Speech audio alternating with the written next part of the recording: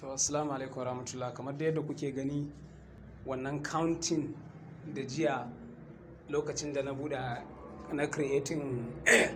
na creating wallet dina akwai countdown wadda duk wanda ya creating jiya zai ga a time din da ya creating zai ga a ƙasan wannan QR din zai ga countdown yana counting.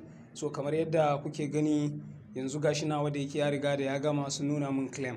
Don haka bari in danna claim sai in ga menene kuma za su bani.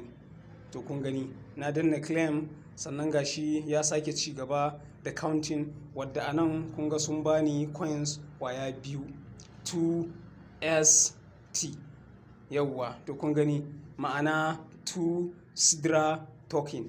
Sannan anan muna event 1 jiya kuma muna event 0 ne. So kun ga yau ya tafi event 1.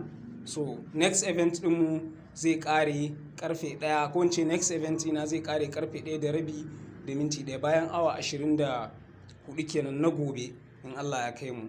Sannan kuma a nan sama idan kuka duba Sidrachain ga hoto na nan ɗan ƙarami a sama. To in na taɓa zai nuna min profile sai in shiga profile ɗina. Idan na shiga profile ɗina to ga details ɗina. Misali current location ɗina sai in rubuta Nigeria kenan. Tunda current abin nan ɗina tunda a Nigeria nake sai in sa Nigeria.